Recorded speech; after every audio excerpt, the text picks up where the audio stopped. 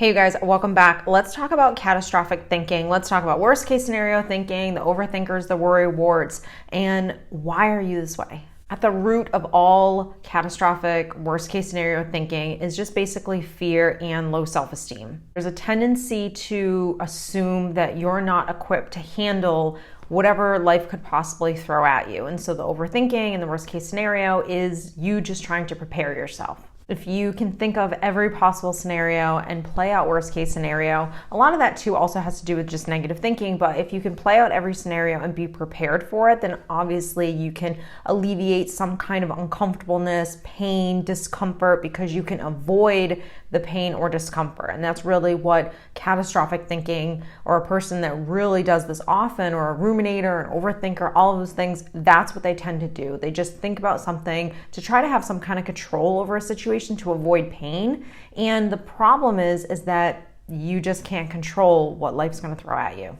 The unfortunate part is that when you do this long enough, it then leads to things like feeling completely helpless, where you can actually really worry yourself, where anxiety really starts, stress starts, panic starts, because you start really living in this worst case scenario. The irony is that people will do worst case scenario thinking, they'll overthink, they'll ruminate, all those things because they want to try to control like what could possibly happen. We know that.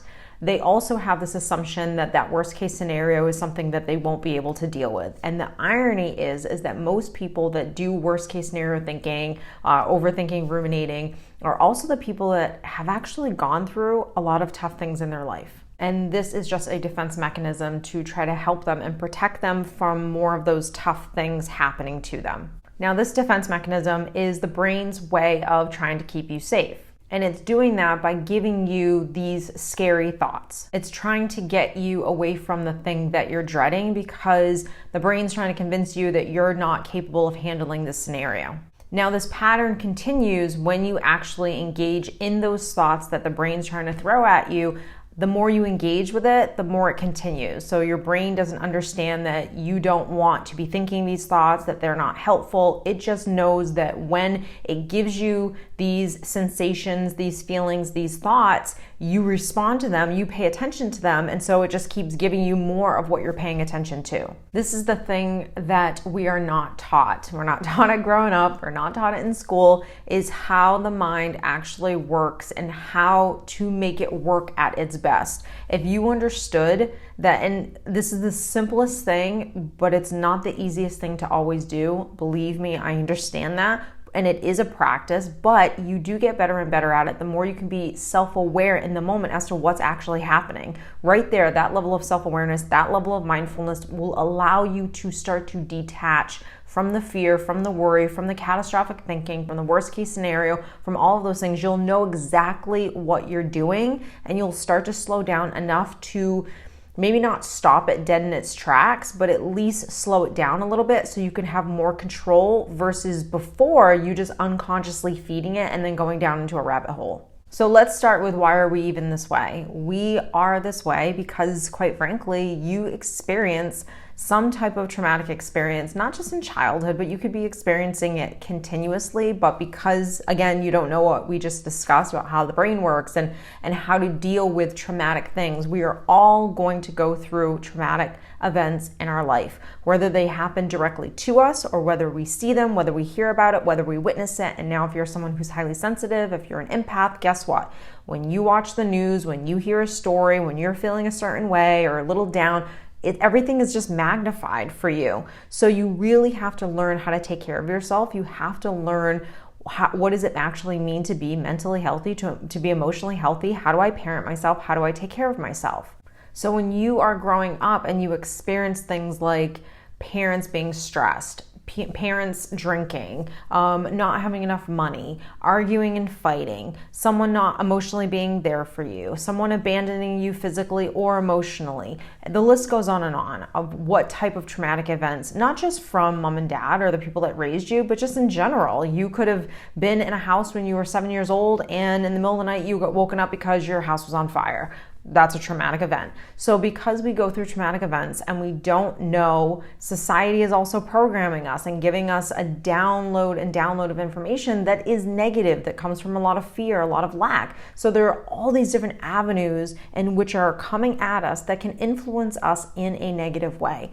When we are unaware of how these things are affecting how we feel and we're not doing anything about it, then those things kind of get stuck on your back and you're just carrying them with you throughout the course of your life. Now, I'm going to give you some things that you can start working on and practicing daily that will definitely help you to alleviate the addiction to catastrophizing, ruminating, and overthinking.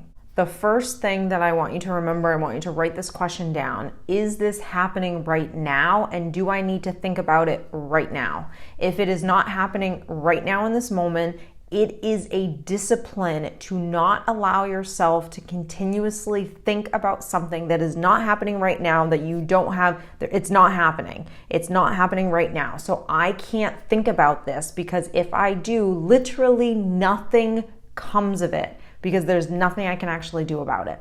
That is a discipline to be able to say, no, I'm not going to think about this. And there are going to be some days where just saying that is going to be enough. And there are going to be other days where saying it is still not enough. But you have to look at this analogy.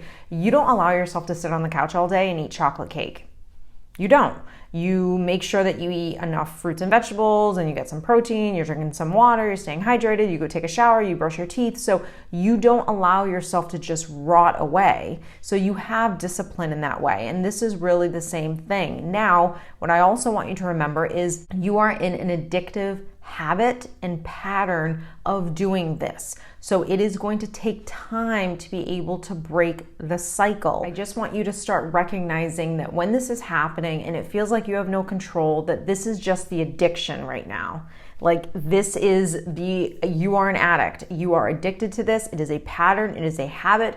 Even though it's something negative, even though it's something that causes you pain, the brain doesn't know that. You have created a pattern inside your mind. And now it is about repetition, doing the same thing over and over again, which is to not engage in the thought. So that's why I said, do I have to worry about this right now? Is it happening right now? So when I ask myself that question and the answer is no, it's not happening right now, I would say 7 out of 10 times, my brain goes to immediately, okay, there's nothing I can do right now because I've done this long enough where I can even get to 7 out of 10 times. But those other times where my brain wants to just keep doing it and going in loops and loops with something, for me, that's when it really helps to acknowledge what's happening and that I don't allow the thought to go too fast where the thought has control and I'm completely out of control and I'm just letting it lead me around. And that is the understanding that I am in an addictive pattern state that I have been in for however long regarding whatever the thought is, and that this isn't actually real. This is about me doing something different. Just those two things right there have really helped me to have that level of self-awareness, to be able to detach emotionally from the thought so it's not just pulling me around. What you're really doing is you're just practicing mindfulness, but you're also practicing the ability to not allow your emotions take over, not allow the bodily sensation to take over. So if you are a person that struggles with anxiety, for example, then you'll understand that any type of bodily sensation that you've ever had, sweaty palms or dry throat or heart palpitations or whatever it is, when you experience any of those uncomfortable things, you don't just go to worst case scenario of like, oh my God, I'm dying. Oh my God, I must have this type of disease. What if this? And you start Googling. And if you're a person that struggles with anxiety, you've done that before. Instead, what you're learning to do is recognize that because I was just in a overthinking, worry state, because I am who I am, because I'm sensitive, because I'm an empath, because of these things, that this is just anxiety. This is just worry. This is just stress. This is just fear. This is just whatever. And that's happening because of the thoughts that I've been thinking, and that those thoughts aren't real, that they're just creating these feelings inside of me, which are then creating the bodily sensation. So it will always go back to the thoughts you're thinking. The next thing that I want to kind of give you that will hopefully help you is I want you to start problem solving. Now, when I say problem solving, I don't mean let's think about all these worst case scenarios, like all these scenarios in general, and try to find a way to protect ourselves from pain because it's just unavoidable. It's life. But I want you to learn how to realistically problem solve. Again, not solving something to avoid something, solving something to feel more comfortable, but not avoid the things that you're fearful of. So sometimes with clients, what I even do with them is I literally have them write down all of the worst case scenarios and we go through them one by one. And this really helps. And this is where a coach or a therapist can definitely help you because it allows you to be able to see something a little clearer than you can see when it's just going in the mind and your mind is just going, a million miles an hour. So, and if you don't have access to anyone and it's 2 a.m. or it's 11 o'clock at night or whatever it is, just sit there and think of all those worst case scenarios and what is step one? What would you do if that worst case scenario actually happened? Do you think you're capable of handling that situation if it were to happen? Have you handled really tough situations before? Were you capable of handling tough situations before? Because guess what? If you were equipped at one point, you're going to be equipped again. It's called fight or flight. So you would be able to handle yourself in any scenario. This just goes to kind of show yourself and your mind that you're way stronger than what you think. And it allows all those worst case scenarios to not really have any weight in your life, because no matter what happens, that you'll be okay, that no matter what happens, you'll be strong enough to handle that situation, and that's not positive thinking, that's just matter of fact. It's important to be able to be open and honest, not with just friends and family, but either a coach or a therapist. You have to be open and honest with your worst case scenarios and your fears, and we all have them, and they're fluctuating all the time in our lives. The things that we were scared of when we were 6 are not the things that we're scared of now. And as you go through life and you realize that, okay, I'm starting to learn about this addictive pattern, this like addictive state that I have where I'm worst case scenario thinking, overthinking, ruminating, and it's leading me towards like just not being happy or healthy whatsoever. It's creating even more problems than just overthinking this one situation was even doing. Then you have to learn how to reprogram yourself. And I hope this video definitely gave you some tips on how to start doing that. Sometimes we just need that reminder that we're strong, that we're capable, that everything's going to be okay. And I really, truly believe that if we hear that enough, we will really eventually start to believe it. But right now you might feel really weak. Right now you may not feel like you're capable of having that kind of mindset. And that's where it's not just about understanding, why you are the way you are or understanding these tips. It's about working on your mind. It's about working on the repetition of really good, healthy, positive self-talk. I'm telling you guys, I tell people all the time, listen to your affirmations, do them at night. I'm a big advocate of making sure that you're always constantly feeding your mind, because if you don't, you are leaving your mind at the mercy to do whatever it wants, and what it wants to do isn't always the healthiest. And if you're not aware of that, then like I said before, it's going to take you down those rabbit holes. So I hope this video has helped you, educated you, and inspired you. If you enjoyed it, don't forget to give it a thumbs up, and I will see you next week.